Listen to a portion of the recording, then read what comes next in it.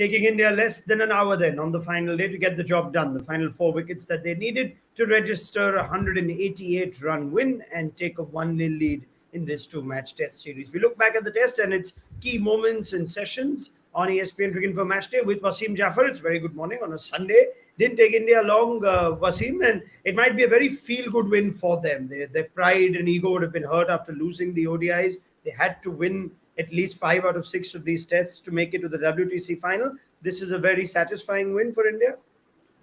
It is indeed quite satisfying, I would say. Obviously they won the toss. It's an important toss on such a wicket to bat first and put up a decent total again.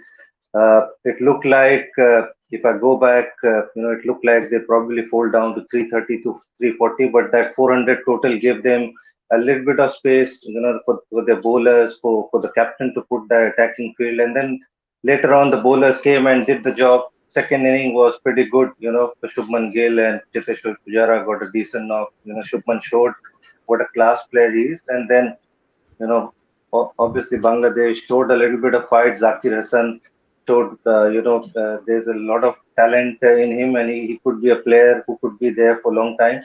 And Shakibul Hassan, played the long handle. There was nothing much for him to do, because there was no partners around him today also. But he's the main batsman also. But I thought they showed a great fight in the second inning. Yeah, it did feel like it's fair to say that after the first 2 innings of this test, India were far ahead and in control of this test, and it was almost inevitable that we'd reach this result. So, if I look at those first 2 innings, Wasim, where do you sense the game most decisively was shifted? Bangladesh did have India 3 for 48 on the opening day. There was that 149-run stand between Cheteshwar Pujara and Shreyas Iyer. Then Ashwin and Kuldeep also gave a little rearguard resilience to take the score past 400. Of course, then India managed to get Bangladesh bowled out quickly, courtesy Kuldeep Yadav. But between those three phases of the test, where do you think the most decisive blow was dealt? Well, I think probably them dropping, Ibada dropping, Shreyas Iyer, could be a very important thing in the Test match. They could have folded India, close to 300 if that would have happened. I'm just saying that.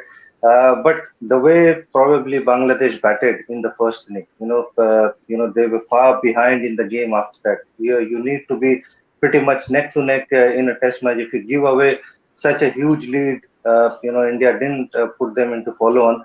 But if you end up, conceding 200 plus lead, then you're far behind in the game. So I thought the way they batted in the first inning, I thought that was the decisive moment. Even though they would have caught Shreyas Iyer or, could have folded India for 300, but even then, if they could have given India 170, 180 run lead, they were far, far behind in the game. All right, fair enough. Now, Cheteshwar Pujara, who found his way back into the Indian team in England, I guess he's not going anywhere now. This has now breathed new life into Pujara's test career. Big 90 and 100 in the same test. His fastest test 100, that too. I think, yeah, he was not going anywhere. Even though he didn't make 100 since 3 or 4 years, but I think he managed to put some decent scores consistently. There were 60s, there were 70s, and there were some knocks where he battled really hard. If I remember that Brisbane test where took blows on his body, so there were not three-figure marks, but I thought he played some really decent knocks in between that. But I'm happy for him because he done the hard yards. He went to county cricket, scored lots of runs, lots of wide ball runs as well. And whenever he gets an opportunity, he turns up for Saurashtra. And it's a good thing that he got his mojo back, got the 100, which he didn't had for 3-4 years. And Pujara is going to be there around. He is not going anywhere. Yeah, I think there's also one moment in that second innings where he was pushing Virat Kohli for a quick single. So that caps a perfect test for Cheteshwar Pujara. Would you call this a very good test for KL Rahul, the captain? Wasim, India won a test under him for the first time, and the use of bowlers, the selection to go with Kuldeep Yadav, good test for Rahul, the captain. I think so. I think as a captain, I think he'll be very happy. Because he didn't had a lot of success as a captain, if I may say so. So at least for him, even though it's Bangladesh, but I thought he got most things right.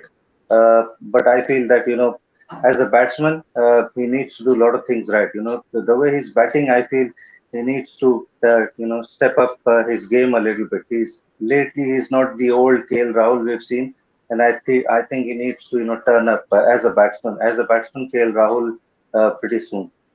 It begs the question, though, will KL Rahul have to make way for Rohit Sharma if Rohit is fit and available? If we go just on form, very hard to drop a Shubman Gill who's just got 100, Iyer who's played such key knocks as well and plays in the middle order. Kohli, you're not going to drop Kohli. So what do India do if Rohit Sharma is fit? Wasim, does KL Rahul automatically make way on form? Well, on form, I think, yeah, it does look like KL is the only one. But I feel that, if India is going with five bowlers, then I feel, unfortunate guy would be KL. Or they could go with four bowlers. It could be that, and then, they might just squeeze KL in. So it's going to be interesting to see who gets, dropped in the last test. Do you sense though that four bowlers is a bit of a risk if they say lose a toss, or even in this third and fourth innings we saw the pitch play relatively better. India had to work a lot harder to get their 10 wickets. Wasim, is four bowlers a dangerous ploy in the second test? It's a risky one, even though I feel that the Mirpur pitch might help the bowlers a little bit more. You won't see big scores in Mirpur. That's what my prediction is. But again, going with four bowlers is a lot riskier. India might end up bowling first, and you might feel that you're one bowler short. And on top of that, you might drop Kuldeep if four bowlers plays, and I think it's going to be unfair on Kuldeep if he gets dropped after this performance. So I feel India needs to go with five bowlers. I mean, we've seen some tests at Mirpur where fast bowlers barely do anything. They don't even get to. There are times Bangladesh have played a four-man spin attack in Mirpur. So I guess even if you are going for bowlers, Wasim, with Kuldeep's performance, the fact that he genuinely troubled the likes of Shakib, Mushfiq in this test, that he would surely play this test even if India go four bowlers. Well, I'm going to be surprised if India goes with only one fast bowler. That Mirpur pitch is little up and down. I don't see Bangladesh are going to give a rank turner. I don't think they'll do that because Shakib is not bowling.